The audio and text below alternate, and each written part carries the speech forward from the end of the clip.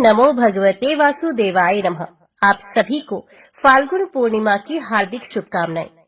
फाल्गुन पूर्णिमा हिंदू धर्म में एक विशेष और पावन दिन माना जाता है। ये दिन होली के पर्व से जुड़ा हुआ होता है और धार्मिक, आध्यात्मिक एवं सांस्कृतिक दृष्टि से अत्यंत महत्वपूर्ण है। फाल्गुन पूर्णिमा को होलिका दहन किया जाता है, जिसे बुराई पर अच्छाई की जीत का प्रतीक माना जाता है। इसी दिन भक्त प्रहलाद की रक्षा के लिए भगवान विष्णु ने हिरण्यकशिपु की बहन होलिका का अंत किया था। इस दिन गंगा स्नान, दान और जप तप करने से विशेष पुण्य फल की प्राप्ति होती है। फाल्गुन पूर्णिमा के दिन चंद्रमा की विशेष पूजा करने से मन की शांति और मानसिक तनाव से मुक्ति मिलती है। इस दिन भगवान शिव और भगवान विष्णु की पूजा करने से जीवन में सुख समृद्धि आती है। फाल्गुन पूर्णिमा के अगले दिन रंगों की होली खेली जाती है, जो प्रेम, भाईचारे और आनंद का प्रतीक होती है। ये दिन वसंत ऋतु के समापन और ग्रीष्म ऋतु की शुरुआत का संकेत भी होता है। होली का पर्व समाज में प्रेम, एकता और सौहार्द का संदेश देता है, जहां लोग पुराने गिले शिकवों को भुलाकर एक दूसरे के साथ आनंद मनाते हैं। फाल्गुन पूर्णिमा न केवल आध्यात्मिक बल्कि सामाजिक और सांस्कृतिक रूप से भी अत्यंत महत्वपूर्ण है। ये दिन हमें बुराई से दूर रहने और सद्गुणों को अपनाने की प्रेरणा देता है। इस दिन आप गंगा स्नान, तिल, गुड़, वस्त्र आदि का दान कर सकते हैं।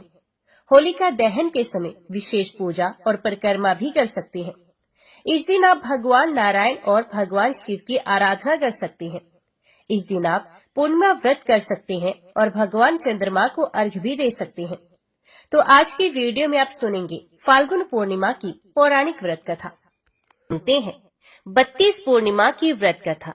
तो सब प्रेम से बोलो, लक्ष्मी नारायण भगवान की जय। द्वापर युग में एक समय की बात है। यशोदा जी ने कृष्ण से कहा, हे कृष्ण, तुम सारे संसार के उत्पन्न करता, पोषक तथा उसके संहार करता हो।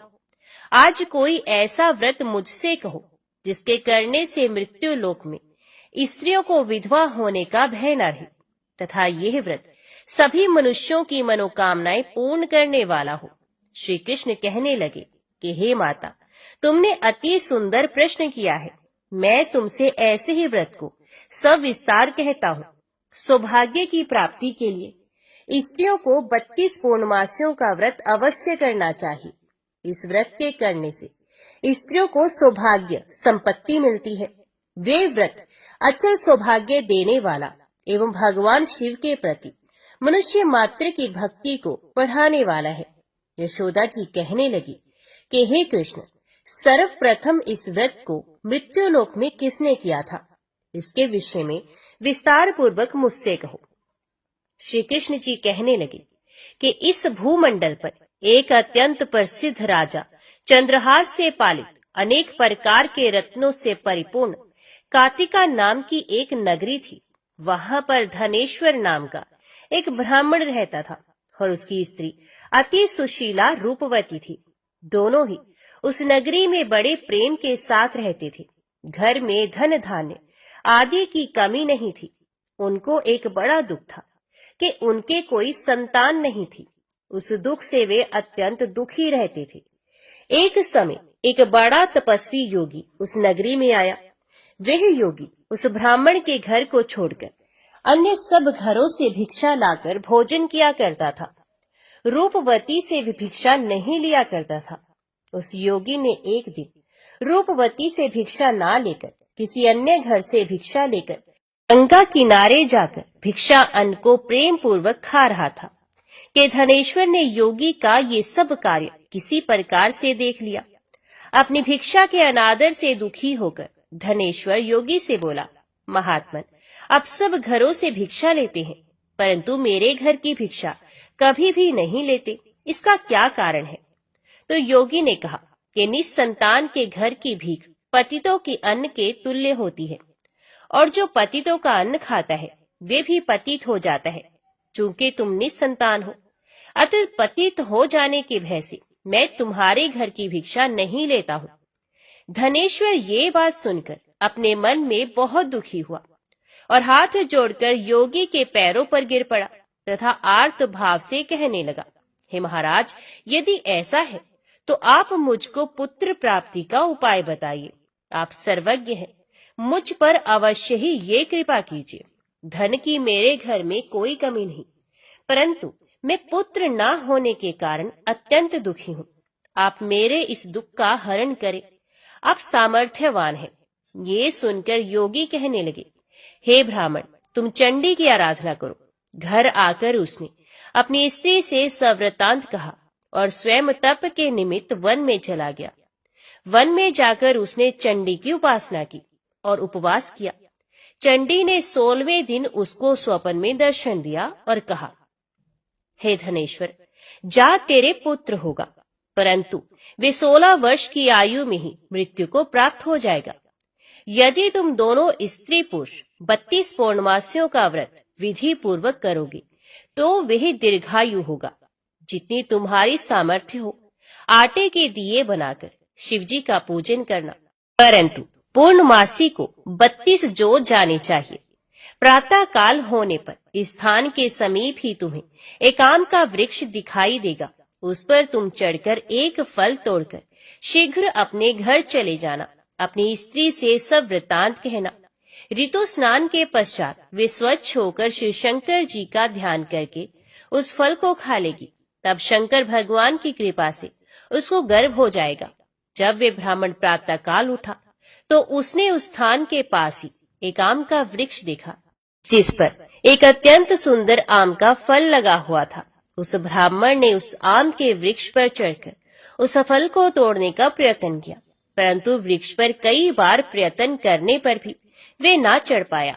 तब तो उस ब्राह्मण को बहुत चिंता हुई और विघ्न विनाशक श्री गणेश जी की वंदना करने लगा और उनसे कहने लगा कि हे दयानिधि, अपने भक्तों के विघ्नों का नाश करके उनके मंगल कार्य को करने वाले, दुष्टों का नाश करने वाले, रिद्धि सिद्धि के देने वाले, आप मुझ पर कृपा करके इतना बल दे कि मैं अपने मनोरथ को पूर्ण कर सकूं। इस प्रकार गणेश जी की प्रार्थना करने पर उनकी कृपा से धनेश्वर वृक्ष पर चढ़ गया और उसने एक अति सुंदर आम का फल देखा। उसने विचार किया कि जो वरदान से फल मिला था वे ये है, और कोई फल दिखाई नहीं देता।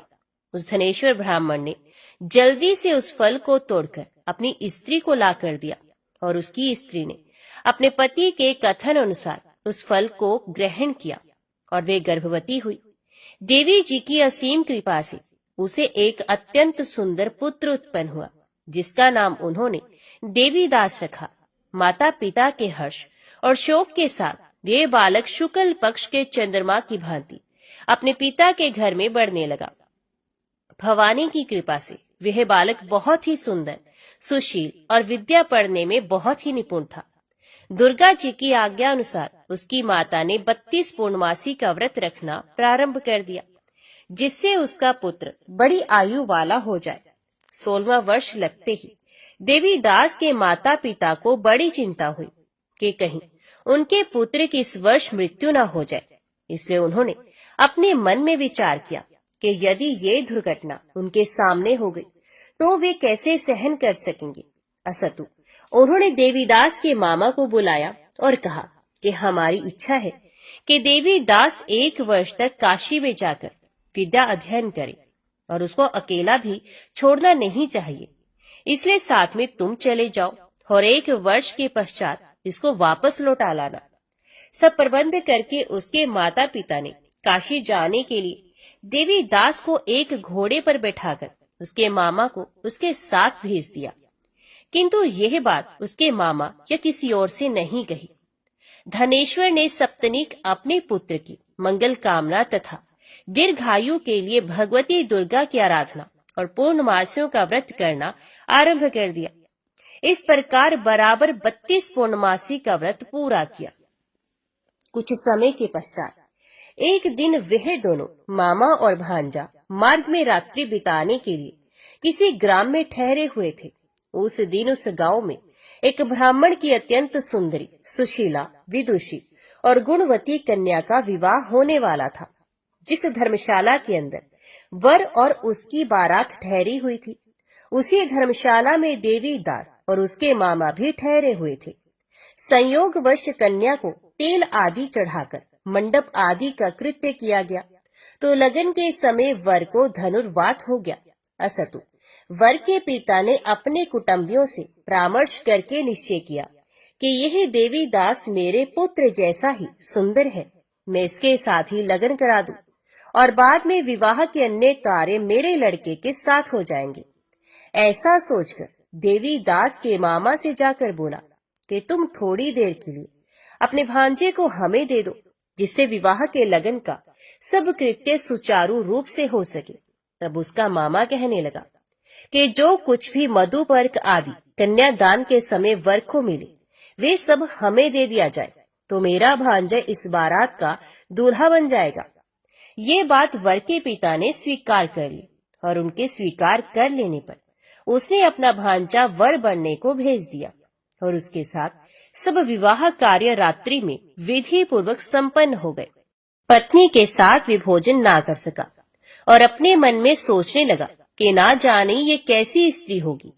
वह एकांत में इसी सोच में गर्म निश्वास छोड़ने लगा तथा उसकी आंखों में आंसू भी आ गए। तब वधू ने पूछा, क्या बात है, आप इतने उदासीन व दुखी क्यों हो रहे हैं? तब उसने सब बातें जो वर के पिता व उसके मामा में हुई थी उसको बतला दी। तब कन्या कहने लगी, ये ब्रह्म विवाह के विपरीत हो कैसे सकता है? देव, ब्राह्मण और अग्नि के सामने मैंने आपको ही अपना पति बनाया है, इसलिए आप ही मेरे पति हैं। मैं आपकी ही पत्नी रहूंगी, किसी अन्य की कदापि नहीं। तब देवीदास ने कहा, ऐसा मत करिए, क्योंकि मेरी आयु बहुत थोड़ी है। मेरे पश्चात आपकी क्या गति होगी, इन बातों को अच्छी तरह विचार लो। परंतु वे दृढ़ विचार वाली थी, बोली कि जो आपकी गति होगी वही मेरी गति होगी। हे स्वामी, आप उठिए और भोजन करिए, आप निश्चय ही भूखे होंगे। इसके बाद देवीदास और उसकी पत्नी दोनों ने भोजन किया तथा शेष रात्रि वे सोते रहे। प्रातः काल देवीदास ने अपनी पत्नी को 3 नगों से जड़ी हुई एक अंगूठी दी, एक रुमाल दिया और बोला, हे प्रिय, इसे लो और संकेत समझकर स्थिर चित हो जाओ। मेरा मरण और जीवन जानने के लिए एक पुष्प वाटिका बना लो, उसमें सुगंधी वाली एक नव मल्लिका लगा लो, उसको प्रतिदिन जल से सींचा करो और आनंद के साथ खेलो कूदो तथा उत्सव मनाओ। जिस समय और जिस दिन मेरा प्राण अंत होगा ये फूल सूख जाएंगे और जब ये फिर हरे हो जाएं, तो जान लेना कि मैं जीवित हूँ। ये बात निश्चय करके समझ लेना, इसमें कोई संशय नहीं। ये समझाकर वे चला गया। प्रातः काल होते ही वहां पर गाजे बाजे बजने लगे और जिस समय विवाह के कार्य समाप्त करने के लिए वर तथा सब बाराती मंडप में आए, तो कन्या ने वर को भली प्रकार से देखकर अपने पिता से कहा कि ये मेरा पति नहीं है। मेरा पति वही है जिसके साथ रात्रि में मेरा पाणी ग्रहण हुआ था, इसके साथ मेरा विवाह नहीं हुआ है। यदि वे वही है तो बताए कि मैंने इसको क्या दिया। मधुपर्क और कन्यादान के समय जो मैंने भूषण आदि दिए थे उन्हें दिखाए तथा रात में मैंने क्या गुप्त बातें कही थी ये सब सुनाए। पिता ने उसके कथन अनुसार वर को बुलवाया। कन्या की ये सब बातें सुनकर वे कहने लगा कि मैं कुछ नहीं जानता। इसके पश्चात लज्जित होकर वे अपना मुंह सा लेकर चला गया और सारी बारात भी अपमानित होकर वहां से लौट गई। भगवान श्री कृष्ण बोले कि हे माता, इस प्रकार देवीदास काशी विद्याधन के लिए चला गया।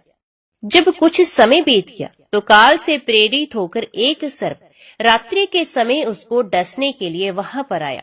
उस विषधर के प्रभाव से उसके शयन का स्थान चारों ओर से विष की ज्वाला से विषैला हो गया, परंतु व्रतराज के प्रभाव से उसको काटने न पाया, क्योंकि पहले ही उसकी माता ने 32 पूर्णिमा का व्रत कर रखा था।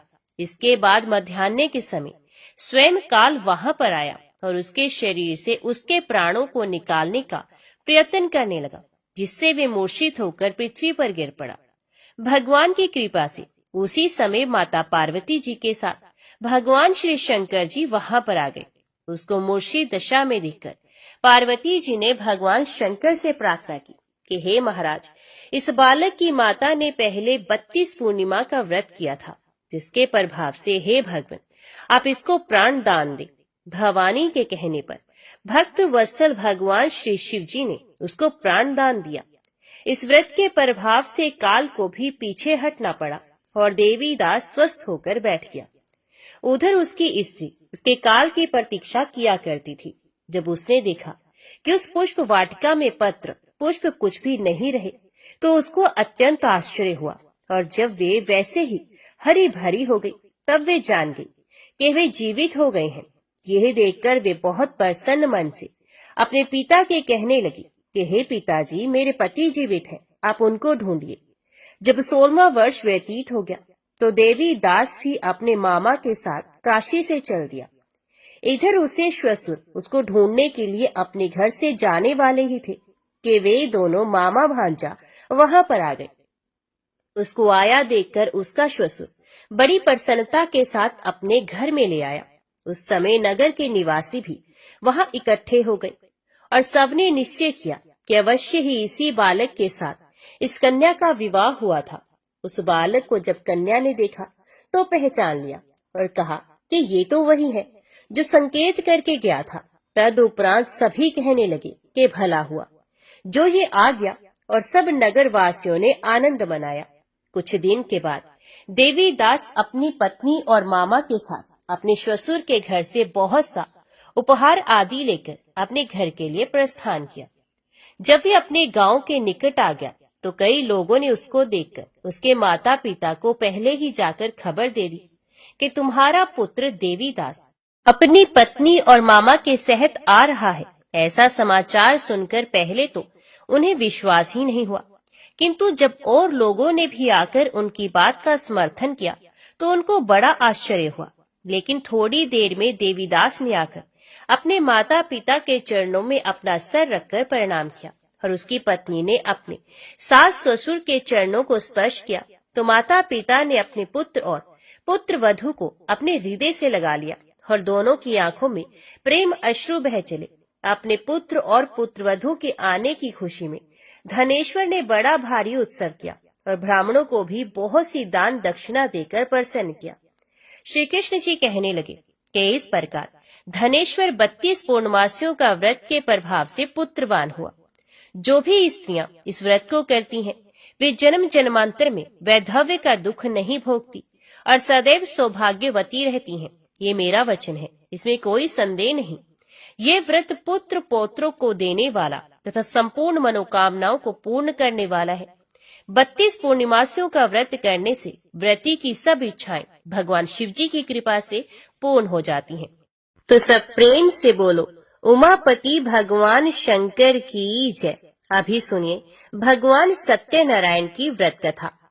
ऋषियों ने सूत जी से पूछा, महामुनि, किस व्रत या तप से अभीष्ट फल की प्राप्ति होती है? हम सुनना चाहते हैं, कृपया बताइए। सूत जी बोले, देवर्षि नारद ने यही बात भगवान कमलाकांत से पूछी थी। उन्होंने जो उसका उत्तर दिया था उसी को आप सुनिए।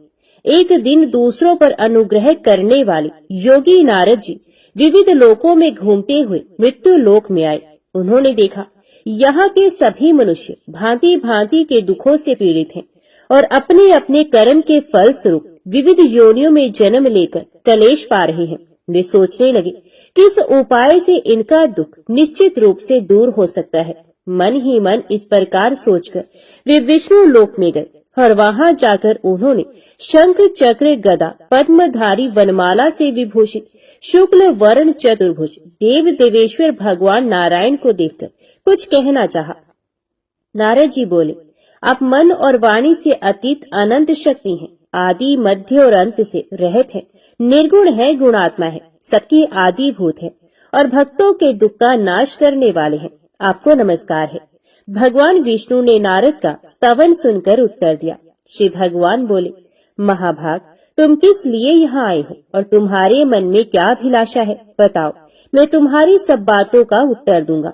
नारद जी बोले, मृत्यु लोक में मनुष्य पाप कर्म वश विविध योनियों में जन्म लेकर नाना प्रकार से कलेश पा रहे हैं और अपने अपने पापों का फल भोग रहे हैं। हे नाथ, उनके वे सारे कलेश सहज में ही कैसे दूर हो सकते हैं? यदि मुझ पर आपकी कृपा है तो वह उपाय मुझे बताइए, उसी को सुनने की मेरी इच्छा है। श्री भगवान ने कहा, वत्स, लोगों के प्रति अनुग्रहकामी होकर तुमने बड़ी अच्छी बात पूछी है।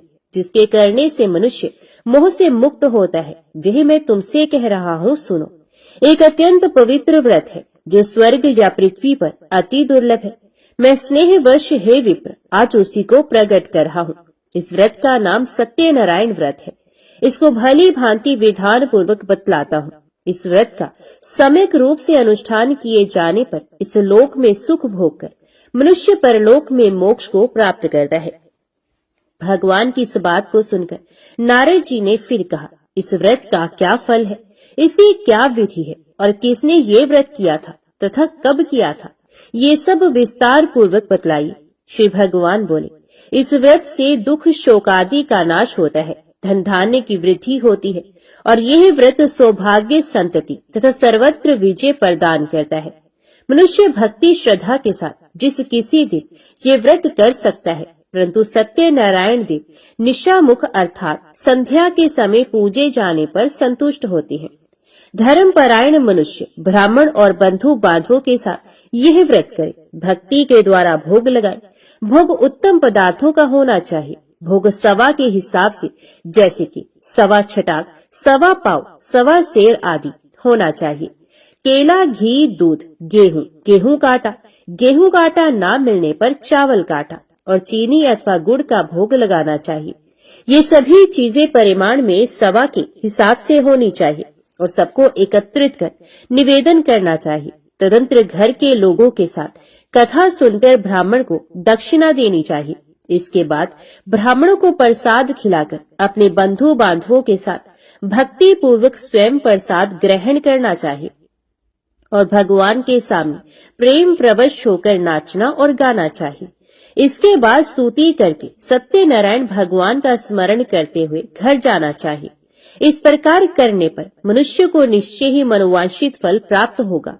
विशेषकर इस कलयुग में तो सत्यनारायण व्रत के अतिरिक्त पृथ्वी पर अभीष्ट सिद्धि का और कोई उपाय ही नहीं है। पूर्व काल में एक ब्राह्मण इस व्रत को करके कृत्य हो गए थे। अब उनकी कथा कहता हूँ। काशीपुर ग्राम में एक निर्धन ब्राह्मण रहते थे। वे भूख प्यास से व्याकुल होकर सदा पृथ्वी पर भटका करते थे। ब्राह्मण को दुखी देखकर ब्राह्मण प्रिय भगवान वृद्ध ब्राह्मण का रूप बनाकर उनके पास आए और उन्होंने आदर के साथ पूछा, ब्राह्मण देवता, आप किस लिए अत्यंत दुखित होकर सारी पृथ्वी पर भटक रहे हैं? यदि आपकी अभिरुचि हो तो सारी बात मुझसे कहिए, मैं सुनना चाहता हूँ। ब्राह्मण ने कहा, मैं बड़ा गरीब हूँ और भीख मांगने के लिए ही इस प्रकार भटकता रहता हूँ। आप कोई उपाय जानते हो तो हे प्रभु कृपा पूर्वक मुझे बताइए। वृद्ध ब्राह्मण ने कहा, सत्यनारायण विष्णु भगवान मनचाहा फल देते हैं। द्विजश्रेष्ठ, आप सत्यनारायण का उत्तम व्रत करें। मनुष्य इस व्रत को करके सब दुखों से मुक्त हो जाता है। श्री भगवान बोले, वृद्ध बने हुए सत्यनारायण ब्राह्मण को आदर पूर्वक व्रत की पूरी विधि बताकर वहां से अंतर ध्यान हो गए। तदंतर वे ब्राह्मण मन ही मन भगवान का चिंतन करते हुए घर लौटे। उन्होंने समझा कि नारायण ने ही मुझको ये व्रत बतलाया है, अतएव मैं इस व्रत को करूंगा। ब्राह्मण इसी सोच विचार में रहे। उनको रात्रि में नींद भी नहीं आई। प्रातः काल उठते ही मैं सत्यनारायण व्रत करूंगा, ये संकल्प करके ब्राह्मण भिक्षा के लिए चले गए। उस दिन ब्राह्मण को भिक्षा में प्रचुर द्रव्य की प्राप्ति हुई। उसके द्वारा उन्होंने बंधु बांधवों के साथ सत्यनारायण का व्रत किया और उस व्रत के प्रभाव से वे श्रेष्ठ ब्राह्मण समस्त दुखों से छूटकर संपूर्ण संपत्ति से संपन्न हो गए। तब से वे प्रति मास सत्यनारायण व्रत करने लगे। श्री भगवान ने कहा, वे उत्तम ब्राह्मण वृद्ध रूपधारी नारायण के द्वारा व्रत को जानकर सारे पापों से मुक्त हो गए और उन्होंने दुर्लभ मोक्ष की प्राप्ति की। नारद, जिस समय इस व्रत का पृथ्वी में प्रचार होगा उसी समय मनुष्यों के समस्त दुख नष्ट हो जाएंगे। सूत जी बोले, ब्राह्मणों, नारायण ने महात्मा नारद को जैसा कहा था ठीक वैसा ही मैंने आप लोगों से कह दिया, अब और क्या कहूँ। ऋषियों ने पूछा, इसके बाद पृथ्वी पर इस व्रत का अनुष्ठान किस मनुष्य ने किया था? हे मुने, ये सब हम सुनना चाहते हैं। इस विषय में हमारे मन में बड़ी श्रद्धा उत्पन्न हो गई है। सूत जी बोले, मुनियों, उसके बाद पृथ्वी पर किसने ये व्रत किया था सो सुनो। एक दिन वे श्रेष्ठ ब्राह्मण अपने बंधु बांधवों के साथ अपने वैभव के अनुरूप व्रत कर रहे थे। इसी समय वहां एक लकड़हारा आया।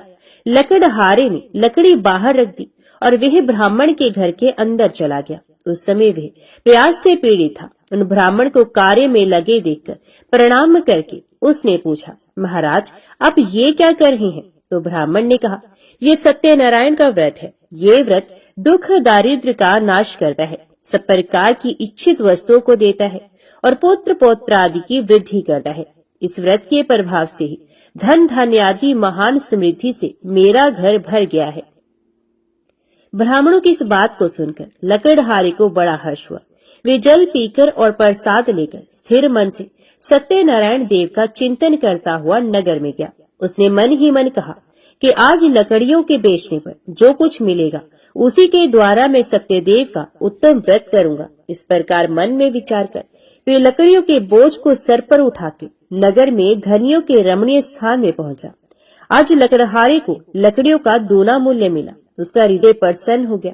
वे पके हुए केले, चीनी, घी, दूध और गेहूं का आटा सब वस्तुएं सवाई हिसाब से लेकर घर पहुंचा। तदंतर बंधु बांधवों को निमंत्रण देकर उसने विधि पूर्वक व्रत किया। उस व्रत के प्रभाव से वह लकड़हारा धन और पुत्र से संपन्न हो गया तथा इहलोक में सुख भोगकर अंत में सत्यपुर को प्राप्त हुआ। एक घटना और कहता हूँ, सुनो। पूर्व काल में उल्कामुख नामक एक जितेंद्रिय सत्यवादी प्रबल पराक्रमी राजा थे। वे बुद्धिमान राजा प्रतिदिन भगवान के मंदिर में जाते और धन देकर ब्राह्मणों को संतुष्ट करते थे। उनकी पत्नी का नाम था भद्रशिला। वे सरोज वदना, परमुग्धा और पति परायणा स्त्री थी। राजा रानी के साथ समुद्र के तीर पर जाकर सत्यनारायण का व्रत किया करते थे। एक दिन जब राजा व्रत कर रहे थे, एक साधु नामक वणिक वहां आया। वे व्यापार के लिए नाना प्रकार के रत्न आदि पदार्थों को नौका में भरकर लाया था। वणिक समुद्र के किनारे नाव को खड़ी करके तट के ऊपर आया और व्रत करते हुए राजा को देखकर उसने विनय पूर्वक पूछा। साधु ने कहा, राजन, भक्ति युक्त चित्त से आप ये क्या अनुष्ठान कर रहे हैं? इस समय मेरे इसे जानने की इच्छा है, अतएव आप समझाकर कहें। राजा बोले, साधु, मैं अपने बंधु बांधवों के साथ अतुलनीय तेज युक्त भगवान विष्णु की पूजा कर रहा हूँ। मेरा यह व्रत पुत्र आदि की प्राप्ति के लिए है।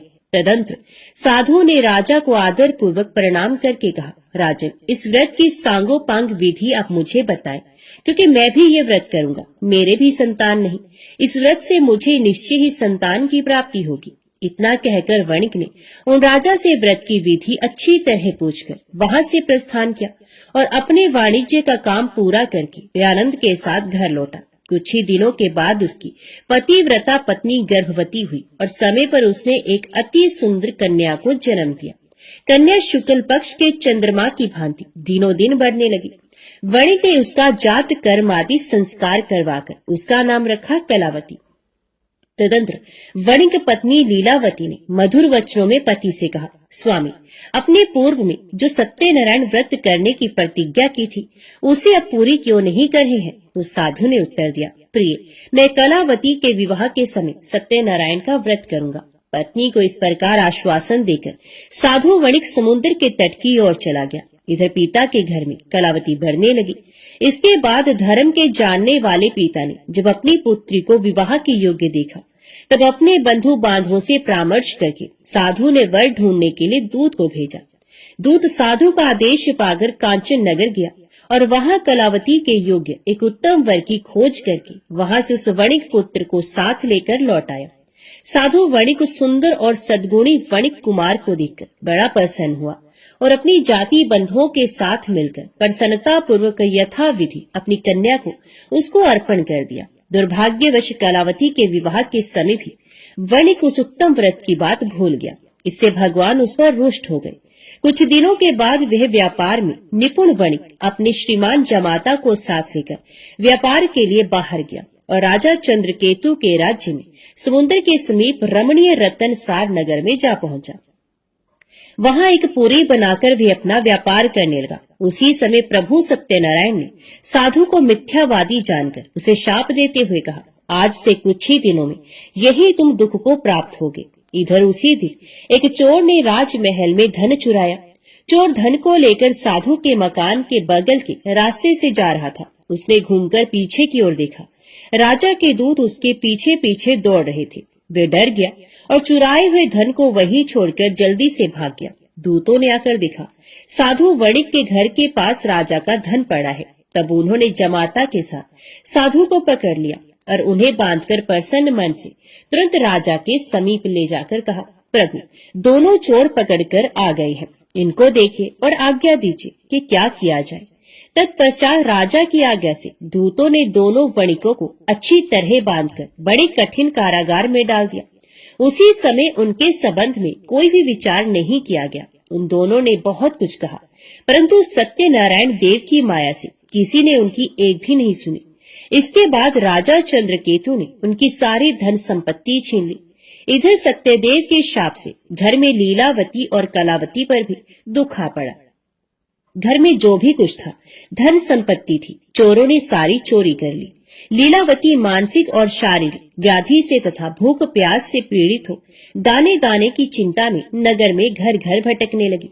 इस प्रकार कलावती भी प्रतिदिन अन्न के लिए भटकने लगी। एक दिन भूख से व्याकुल कलावती घर से निकलकर किसी ब्राह्मण के घर पहुंची। उसने देखा वहां सत्यनारायण का व्रत हो रहा है। वे वहां बैठ गई और कथा सुनकर उसने भगवान से मनोरथ पूर्ति के लिए प्रार्थना की।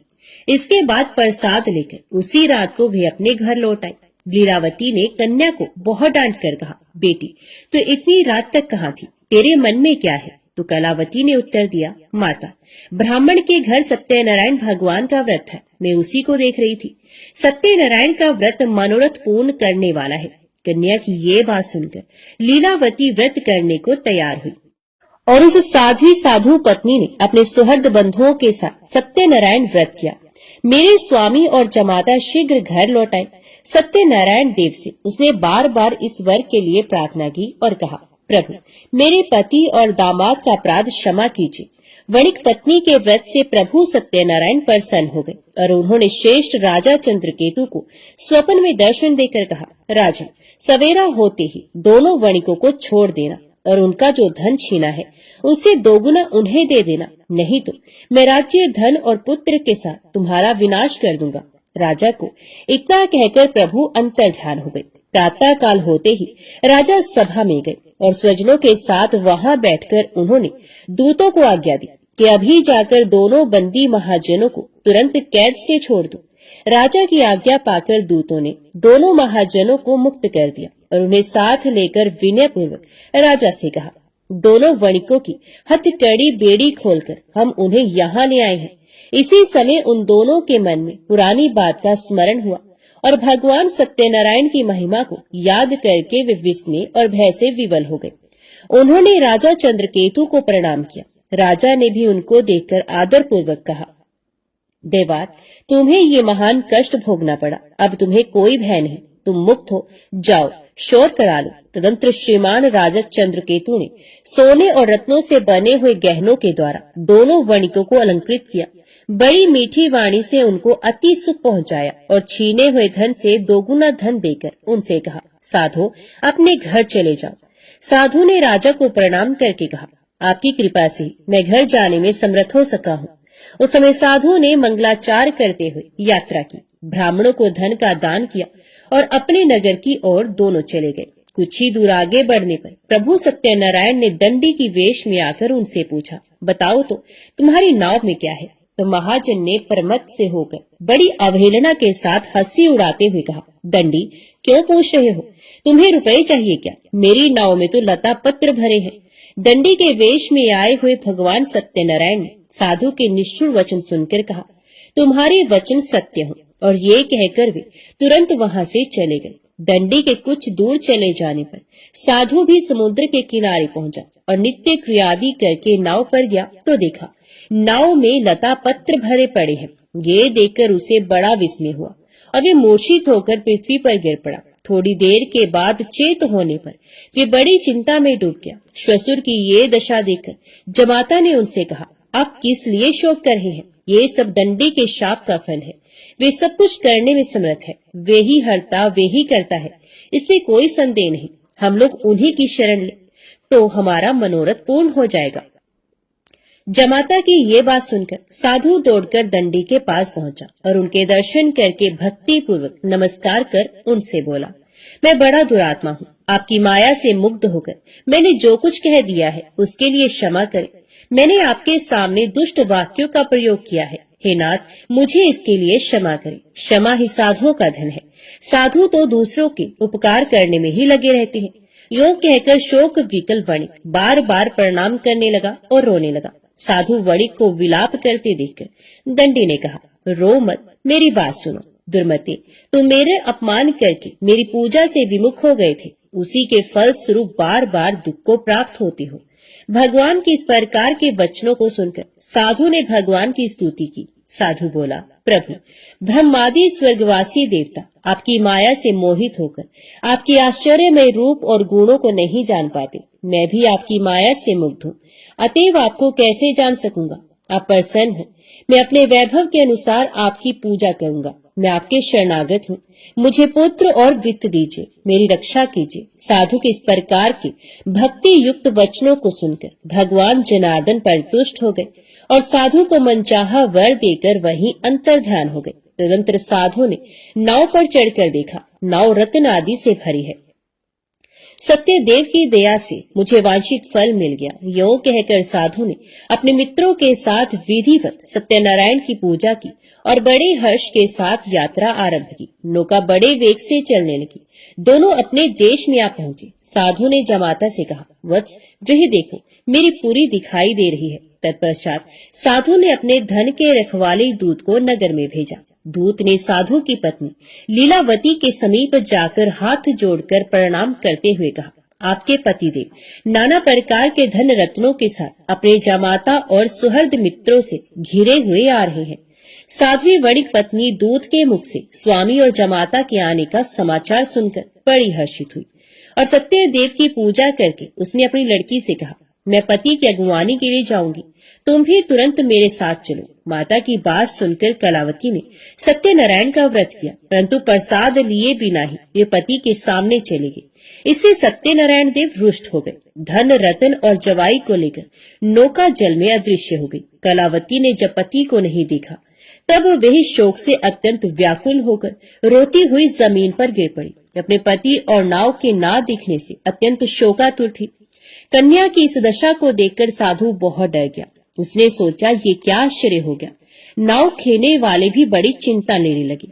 ये सब देखकर पतिव्रता लीलावती अत्यंत दुख से विवल होकर विलाप करती हुई स्वामी से बोली, मैंने अभी अभी ज्वाई को देखा था, क्षण मात्र में ही नौका के साथ जमाता अदृश्य हो गए। अब वे कहीं नहीं दिख रहे।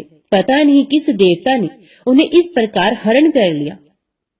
आप क्या भगवान सत्यदेव के प्रभाव को नहीं जानते। लीलावती इस प्रकार कहकर विलाप करने लगी। उसी के साथ सारे बंधु बांधव भी रोने लगे। लीलावती अपनी कन्या को गोद में लेकर रुदन करने लगी। कन्या कलावती ने स्वामी को डूबा हुआ जानकर दुखित हृदय से पति की पादुका को लेकर सती होने का निश्चय किया। धर्म को जानने वाला साधु वणिक कन्या की ये स्थिति देखकर अपनी पत्नी के साथ शोक से अत्यंत व्याकुल हो उठा और उसने मन ही मन सोचा, निश्चय ही सत्यदेव की माया के द्वारा ही मेरे जमाता हरे गए हैं। अपने वैभव के अनुसार भगवान सत्यनारायण की पूजा करूंगा। साधु ने वहां सब लोगों को बुलाकर ये बात कही और अपना मनोरथ व्यक्त करते हुए पृथ्वी पर दंड की भांति पड़कर वह बार बार भगवान सत्यदेव को प्रणाम करने लगा। इससे सत्यदेव प्रसन्न हो गए। उन्होंने आकाश से ही साधु के प्रति कहा, साधु, तुम्हारी कन्या मेरे भोग का तिरस्कार करके पति को देखने के लिए आ गई, इसलिए इसका पति अदृश्य हो गया। अब वे घर जाए, प्रसाद लेकर लौट कर आए, तब अवश्य उसे स्वामी का सुख प्राप्त होगा, इसमें कोई संदेह नहीं। वणिक नंदनी कलावती ने गंगन मंडल में ये प्राण दान करने वाली वाणी सुनी और सुनकर तुरंत ही वे घर चले गए। वहां जाकर उसने प्रसाद लिया। तदंतर वे जब लौट कर आई तब अपने पति को, नाव को और समस्त बंधुओं को देखकर अत्यंत सुखी हुई। उसने पिता से कहा, पिताजी आइए हम लोग घर चले, अब देर क्यों कर रहे हैं। कन्या की इस बात को सुनकर वणिक प्रसन्न हो गया और विधि विधान के साथ भगवान सत्यनारायण की पूजा करके धन रतन और बंधुओं के साथ वे अपने घर पहुंचा। तदंतर प्रत्येक संक्रांति और पूर्णिमा को यथा विधि सत्यनारायण की पूजा करता हुआ वे इस लोक में सुखी होकर अंत में सत्यपुर को प्राप्त हो गया। सूत जी बोले, श्रेष्ठ मुनियों, एक उपाख्यान और सुनिए। पूर्व काल में वंशध्वज नामक एक प्रजा पालन में तत्पर राजा थे। उन्होंने सत्यदेव के प्रसाद का परित्याग किया था, इसलिए वे दुख को प्राप्त हुए। एक दिन राजा ने वन में जाकर विविध प्रकार के मृगों का शिकार किया। फिर जब विश्राम के लिए वे बरगद के वृक्ष के नीचे आए, तब उन्होंने देखा ग्वाले लोग बड़े संतुष्ट मन से मित्रों को साथ लेकर भक्ति पूर्वक भगवान सत्यनारायण देव की पूजा कर रहे हैं। राजा ने सत्यनारायण की पूजा होती देखी, पर घमंड के कारण ना तो वे वहां गए, न प्रणाम ही किया। ग्वाले राजा के पास प्रसाद रखाए और पूजा की जगह आकर प्रसाद लेकर अपने घरों को चले गए। राजा ने प्रसाद नहीं लिया, इसलिए वे बड़े दुख में पड़े। उनके 100 पुत्र मर गए, धन धान्य आदि समस्त संपत्ति नष्ट हो गई। तब उन्होंने सोचा, सत्यदेव ने ही मेरा सब कुछ नष्ट कर दिया है, इसलिए जिस स्थान पर ग्वाले पूजा कर रहे हैं मैं वहां जाऊंगा। राजा ने मन ही मन ऐसा निश्चय किया और ग्वालों के पास जाकर उनके साथ भक्ति श्रद्धा पूर्वक यथाविधि सत्यदेव की पूजा की। तब सत्यदेव की कृपा से वे धन पुत्रादि से संपन्न हो गए और इस लोक में सुख भोग कर अंत में विष्णुपुर में जा पहुंचे। जो मनुष्य परम दुर्लभ सत्यनारायण व्रत का आचरण करता है, भुक्ति मुक्ति दायिनी इस पवित्र कथा का श्रवण करता है, वे भगवान सत्यदेव के प्रसाद से धन धान्य आदि समृद्धि को प्राप्त होता है। इसे दरिद्र धन पाता है, बंधी बंधन से छूटता है, भयभीत भय से छुटकारा पाता है और मनुष्य इस लोक में मनवांछित फल को पाकर अंत में सत्यपुर में गमन करता है। यही सत्य है, इसमें संदेह नहीं है। ब्राह्मणों, आप लोगों को मैंने श्री सत्यनारायण व्रत कथा सुनाई। ये व्रत को आचरण करके मनुष्य सारे दुखों से छूट जाता है। कलिकाल में सत्य पूजा महान फल देने वाली है। इन देव को कोई सत्यनारायण कहते हैं और कोई सत्यदेव कहते हैं। ये नाना रूप धारण करके सबके मनोरथ को प्रदान करते हैं। ये सनातन सत्यदेव कलयुग में सत्य व्रत के रूप में अवतीर्ण होंगे। श्रेष्ठ मुनियों, जो मनुष्य नित्य इसका पाठ या श्रवण करता है, सत्य देव के प्रसाद से उसके सारे पाप नष्ट हो जाते हैं। सब प्रेम से बोलो, श्री सत्यनारायण भगवान की जय। आइए अब सुनते हैं श्री सत्यनारायण भगवान की आरती। जय लक्ष्मी रमणा स्वामी, जय लक्ष्मी रमणा, सत्यनारायण स्वामी जन पातक हरणा। ओम जय लक्ष्मी रमणा, रतन जड़ित सिंहासन अद्भुत शविराजे, नारद करत निराजन घंटावन बाजे। ओम जय लक्ष्मी रमणा, प्रगट भय कलिकारण द्विज को दर्श दियो, बूढ़ो ब्राह्मण बन कर कंचन महल कियो। ओम जय लक्ष्मी रमणा, दुर्बल भील कठारो जिन पर कृपा करी, चंद्रचूड़ एक राजा तिनकी विपत्ति हरी। ओम जय लक्ष्मी रमणा, वैश्य मनोरथ पायो श्रद्धा तज दीनी, सो फल भोग्य प्रभु जी फिर स्तुति कीन्ही। ओम जय लक्ष्मी रमणा, भाव भक्ति के कारण छिन छिन रूप धरियो, श्रद्धा धारण कीन्ही तिनको काज सरो। ओम जय लक्ष्मी रमणा, ग्वाल बाल संग राजा वन में भक्ति करी, मनवांछित फल दीनो दीन दयालु हरि। ओम जय लक्ष्मी रमणा, चढ़त प्रसाद सवायो कदली फल मेवा, धूप दीप तुलसी से राची सतदेवा। ओम जय लक्ष्मी रमणा, सत्यनारायण जी की आरती जो कोई नर गावे, तन मन सुख संपत्ति मन वांछित फल पावे। ओम जय लक्ष्मी रमणा, ओम जय लक्ष्मी रमणा स्वामी जय लक्ष्मी रमणा सत्यनारायण स्वामी जन पातक हरणा ओम जय लक्ष्मी रमणा। बोल सत्यनारायण भगवान की जय। आज की वीडियो में इतना ही।